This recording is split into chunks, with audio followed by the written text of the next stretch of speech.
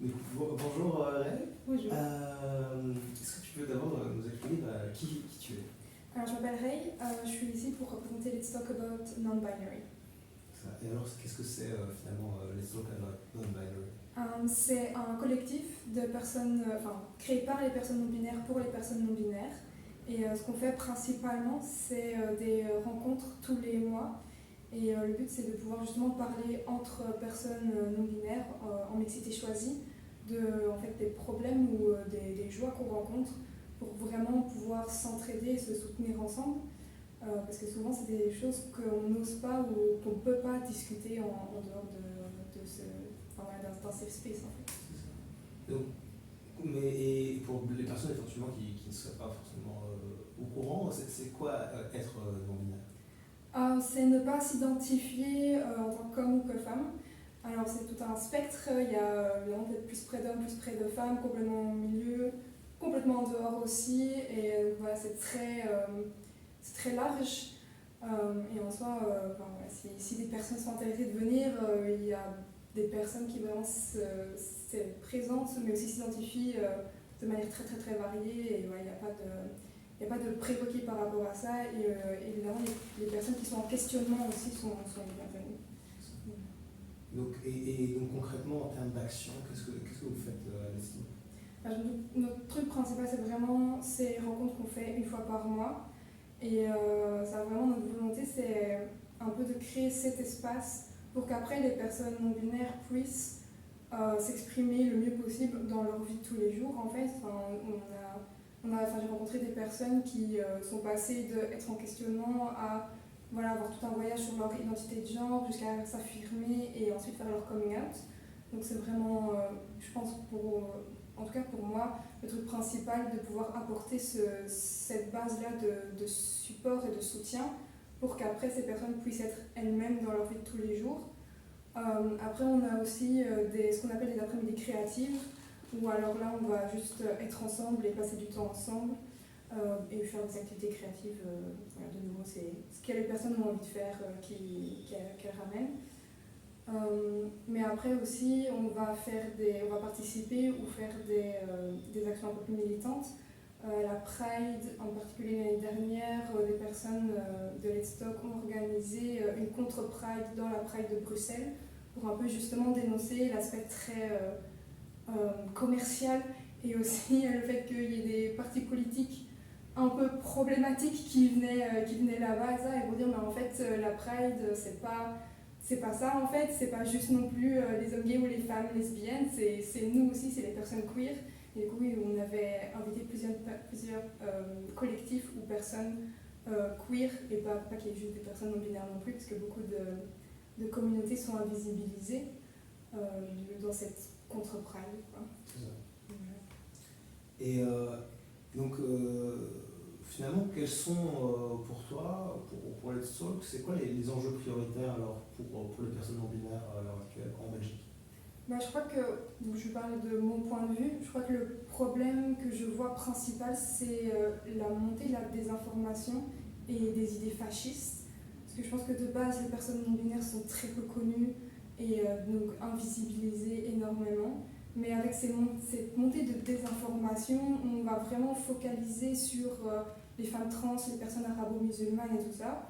Les gens n'ont plus que ça en tête et vont vraiment aller complètement les viser en effaçant tout ce qui existe derrière en fait. Et je crois qu'un exemple pour moi qui a été frappant, c'est en Angleterre. Donc ils ont passé la loi pour dire que les salles de bain, les toilettes publiques étaient séparées et qu'il fallait absolument aller dans la toilette du genre qui a été assigné à la naissance. Et durant une interview, un homme politique conservateur a été demandé « Et qu'est-ce qu'on fait des hommes trans en fait ? Qu'est-ce qui va se passer ?» Parce que du coup, des personnes qui sont visiblement masculines, vous rentrez dans les toilettes des femmes. Et en fait, il n'avait même pas réfléchi à cette option. Il était complètement choqué de cette question. Et c'est vraiment ça aussi le problème, je pense. C'est déjà tous les mensonges, évidemment, qui sont propagés, mais aussi du coup l'invisibilisation de toutes ces autres communautés et toutes les problématiques qu'elles vivent, quoi. C'est ça. Et du coup, dans ce rapport à la non-binarité aussi, ces questions-là, finalement, l'injonction à la binarité, qui se fait à travers notamment des lois de ce type-là, quelque part vient asseoir une invisibilisation de ce que peut être la non-binarité ou tout ce spectre du genre dans lequel on se retrouve tous. Ah oui, clairement, et je pense, je trouve que ce qui est aussi très parlant, c'est aussi la langue, en particulier du coup, le français qui est extrêmement binaire, et quand des personnes essayent d'apporter plus d'inclusion, je pense notamment que les pronoms IL, qui étaient en fait aussi apportés par les féministes pour ne pas invisibiliser les femmes. Là, tout le monde dit non, on ne veut pas faire ça et tout, c'est changer la langue française, qui changerait la langue française? En fait, le changement, c'est pas mauvais. Ouais, il y a des choses qui sont positives et oui, c'est ça, je crois que c'est vraiment dur d'essayer de s'asseoir en tant que personne non-binaire parce que rien qu'avec la langue, c'est si difficile. Enfin, rien que, en tout cas dans ma vie personnelle, mon père me demande « Ah, est-ce que tu es mon fils ou ma fille ?» Je suis genre, et je ne sais pas. Je n'ai pas de solution. Mais oui, ça, c'est vraiment difficile. C'est ça. Et en termes de reconnaissance en Belgique, du coup, concrètement, c'est quoi les actions qui sont faites ou qui peuvent être faites? En tout cas, pour l'instant, en termes de loi, il n'y a pas grand-chose qui existe. Un truc qui, il y a quelques années, avait été proposé mais n'a pas été accepté, c'est d'enlever la mention de genre sur la carte d'identité.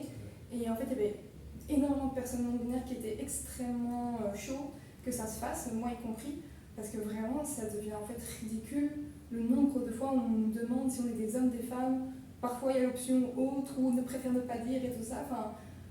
Il y a des moments où j'ai commandé un livre, on m'a demandé si j'étais un homme ou une femme, et je ne vois pas pourquoi, quand je commande un livre, les gens ont besoin de savoir ça.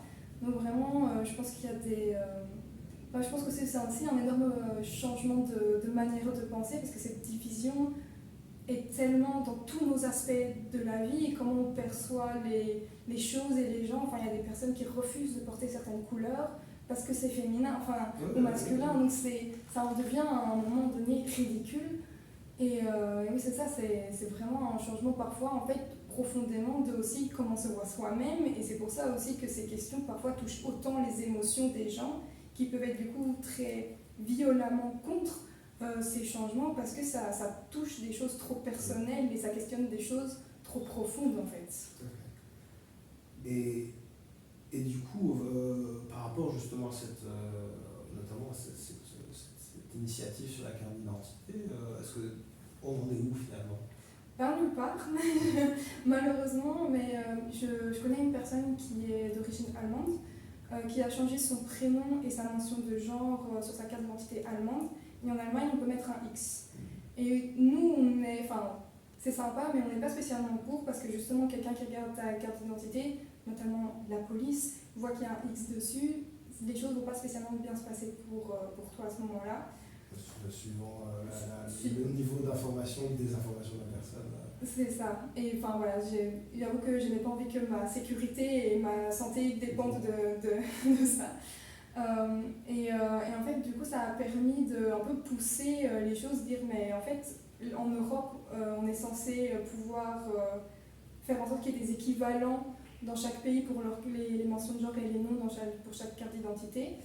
Et là, il n'y avait pas, parce que comme la personne a un X et qu'en Belgique, du coup, c'est F ou M, il n'y avait pas moyen. Et je crois que je ne sais pas exactement où ça en est maintenant. Aux dernières nouvelles, ça n'avait pas énormément bougé, mais je sais qu'on utilise ce cas pour justement pousser vers du changement, quoi. C'est ça. Et donc, moi, évidemment, ces interviews, je les fais dans le cadre de cette campagne de Mr. Bear, comme je te l'ai expliqué. Et du coup, j'aime bien avoir un peu le son de cloche quelque part de l'extérieur, de comment on voit cette communauté. Donc je te pose la question comme j'ai posé à l'autre. Donc c'est quoi toi ta vision finalement de la communauté ours? J'avoue que je la connais assez peu. Pour moi, c'est principalement des hommes gays poilus. Voilà, c'est principalement ce que je vois. D'accord. Et tu n'as pas une vision autre, une image de ce que ça représente en termes de valeur, d'historique? Pas tellement, j'avoue que c'est ça, j'associe du coup à la communauté gay de manière plus large, mais j'avoue que spécifiquement la communauté ours, pas assez. C'est ça, d'accord. Parce qu'en fait, c'est ça aussi qui, moi, m'intéresse dans cette communauté-là. C'est que, historiquement, c'est quand même une communauté qui s'est en fait, construite contre des normes de corps, contre des normes, notamment d'anglais, mais pas seulement, et des injonctions à la minceur, à des formes, à la jeunesse, à plein de choses, qui s'appliquaient à des hommes gays en particulier. Et qui en fait ont fait développer des communautés qui se voulaient plus inclusives, mais pas seulement des corps, mais aussi des autres personnes, des communautés qui ont pu accueillir toutes sortes d'autres gens pendant beaucoup de temps. Et c'est vrai que c'est quelque chose sur laquelle moi m'intéresse de réactualiser aujourd'hui, parce que c'est vrai qu'on se retrouve parfois un peu en autarcie, et je trouve que c'est intéressant de retrouver justement des formes de solidarité par rapport à ça. Et du coup, face à ça, est-ce que toi tu vois des rapports qu'il peut y avoir entre voilà, les personnes non binaires et les causes non binaires et je dirais la communauté ours de façon plus générale? Moi, je pense que dans la communauté non binaire, en particulier avec les peu de représentations médiatiques qui existent, c'est aussi beaucoup des personnes blanches, des personnes minces, souvent assignées femmes à la naissance et tout ça. C'est vrai que les personnes grosses ont très très peu de représentation.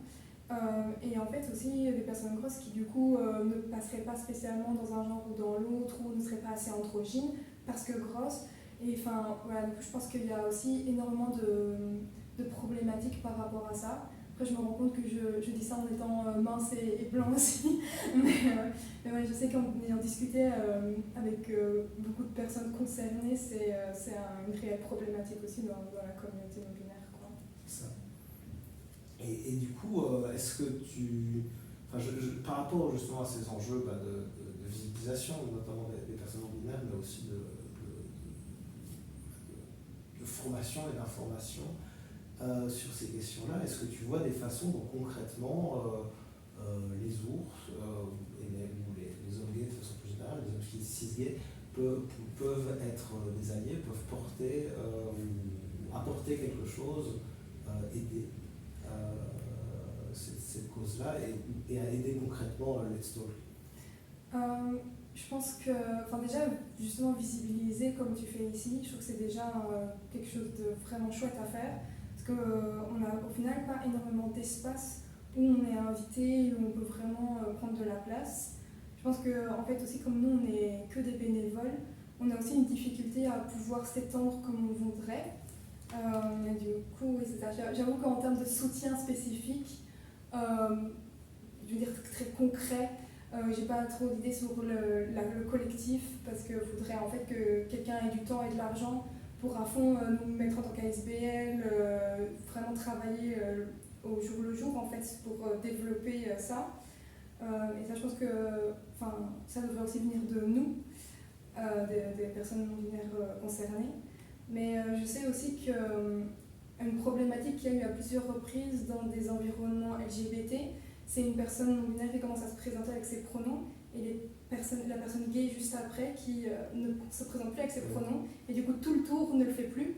Et c'est vraiment, je pense, du coup un problème aussi de nouveau de déconstruction de soi, de se dire ah oui, cette personne se présente avec ses pronoms parce qu'ils ne sont pas normaux ou ne sont pas en accord avec ce à quoi comment ils se présentent. Et du coup c'est normal que cette personne-là le fasse, mais nous on est normaux, du coup on ne va pas le faire.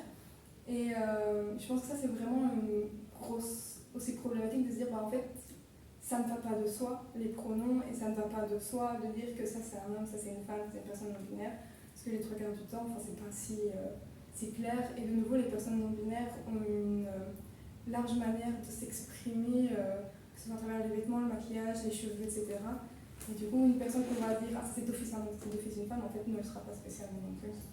Et donc ça peut être aussi des formes de mise en place de pratiques ou d'habitudes, quelque part, qui aident à déconstruire un peu ces préconçus-là et mettre en place peut-être des espaces plus ouverts et plus accueillants pour toutes sortes de personnes, dont les personnes non binaires. Bah oui, c'est ça. Ah non, clairement, parce que c'est vrai que du coup, on se retrouve dans ces environnements-là, personne ne se présente avec ses pronoms, on se dit tout de suite, ah, ce n'est pas un endroit aussi safe qu'on pensait que ça allait être. Enfin, même moi, j'ai fait des interviews pour un job où on m'avait dit, ouais, ça sera, enfin voilà, on est hyper inclusif et tout. J'arrive, c'est vraiment pas le cas. Donc, je trouve que c'est une pratique assez simple et qui reste en final assez discrète et qui permet vraiment de montrer, oui, en fait, on est inclusif et si tu te présentes avec tes pronoms, on va suivre aussi et ce sera, c'est en fait normal en fait. C'est ça. Et ça, c'est quelque chose qui, moi, m'interroge d'une certaine façon parce que ce que tu décris, j'ai souvent vécu, hein, ce truc d'avoir de chaîne de pronoms comme ça qui s'intègrent. Et je me pose la question en fait de pourquoi est-ce que c'est si compliqué finalement, de pourquoi est-ce qu'on a une réticence, il y a comme, je sais pas si il y a presque une sensation ah c'est gênant, ou c'est ridicule, ou je sais pas, alors que il n'y a pas de raison, enfin je veux dire c'est très très simple en fait, et il n'y a pas, c'est très, enfin je veux dire, en fait tout le monde sait quels sont ses pronoms de toute façon, donc c'est pas, il n'y a pas de tabou là-dessus en fait. Donc je sais pas si toi tu as une réflexion là-dessus, parce que moi ça m'intrigue en fait. Ben, je pense que, pour moi, ça pourrait être plein de choses différentes qui se jouent pour chaque personne. Peut-être qu'il y a des personnes, c'est juste de la transphobie pure et simple. Mais je pense qu'il y a peut-être justement cette idée que ça joue trop de choses en soi, de se dire, ah ben en fait ça ne coule pas de soi que je suis un homme et que je suis une femme, il faut que je le précise. C'est se dire, non mais en fait je suis clairement une femme. Pourquoi est-ce que j'ai besoin de dire que je suis une femme vu que visuellement j'en suis clairement une? Je pense que justement en fait il y a tellement de... Il y a la fierté personnelle, mais il y a aussi l'aspect social de comment on se présente pour les autres. Je pense en particulièrement pour les femmes cis, où elles sont particulièrement éduquées à se voir à travers le prisme de l'œil des hommes. Et du coup, si on remet en question le fait qu'elles ressemblent à des femmes, ben, en fait, toute leur valeur apprise est perdue. Et il y a quelque part ça aussi pour les hommes. Si on peut croire qu'ils sont une femme, alors là, ce n'est plus possible. Toute leur valeur personnelle et par rapport aux autres hommes aussi est complètement détruite. Donc je pense qu'il y a de ça, je pense qu'il y a de ça qui se joue. Ouais, non, c'est vraiment intéressant ce que tu dis. Enfin, moi, je fais le lien du coup, évidemment, avec la communauté ours, où là, il y a une construction du social, hein, du corps et de l'image de l'ours qui se fait à travers des attributs très masculins, qui sont le poil, qui sont plein de choses, et parfois le muscle aussi. Et du coup, c'est vrai que c'est intéressant de se dire que, sachant que c'est une masculinité qui s'émancipe même, qui se veut construire aussi de façon plus bienveillante, donc il y a cette ambiguïté-là par rapport à la masculinité plus hégémonique. Et donc, ce rapport de est-ce que, quelque part, mettre en doute la possibilité que, même si tu as ces attributs-là, tu ne serais peut-être pas un homme, tu ne serais peut-être pas un il, lui, ça vient mettre un grain dans la machine, alors que en fait, tant mieux quelque part. Enfin, je veux dire, parce qu'on est déjà dans des rapports de genre qui sont pas conformes. Donc quoi qu'il arrive, je veux dire, déjà rien que le fait d'être homo, on n'est pas conforme aux normes de genre. Donc c'est intéressant de mettre ça en perspective. Oui, mais je pense que justement, alors je ne veux pas dire que la vie des hommes homosexuels et des femmes lesbiennes est facile, loin de là, mais je pense qu'il y a quand même une meilleure acceptation que les personnes trans qui sont encore fort éloignées. Et du coup, justement, parfois, je pense qu'il y a aussi se rapprocher des personnes trans, c'est dangereux. Et du coup, on va s'en éloigner en ne disant pas les pronoms et en final, on les garde un peu sur le côté parce que ce sont des personnes trop différentes qui, dans une mauvaise rep à la communauté LGBT, il y a quand même encore ce genre de discours qui existe. Et oui, je pense qu'il y a aussi une certaine manière de mettre de la distance par rapport à ça. Merci. Peut-être est-ce qu'il y a des endroits où on peut avoir de l'information sur les stories Abandoned by Men? Oui, on est sur Instagram, suivez-nous. On a aussi un site web et aussi on a un Discord, ça se fait par demande et il faut être millénaire pour être dessus. Donc vous pouvez nous envoyer un message sur Instagram. À travers Instagram, je crois qu'il y a notre adresse email aussi, donc vous pouvez nous envoyer un mail si vous préférez. Et voilà, on vous ajoutera au Discord. Merci. Et puis est-ce qu'il y a peut-être un événement ou quelque chose que tu veux viser, ou un dernier mot? Pour l'instant, je crois qu'on n'a pas encore d'événement prévu pour août. Ça devrait se faire. Normalement, on ira à la mer, mais voilà, il faudra voir sur Instagram quand ça se fait exactement. Mais oui, je pense que c'est tout ce que j'ai à dire. Merci. Merci à toi.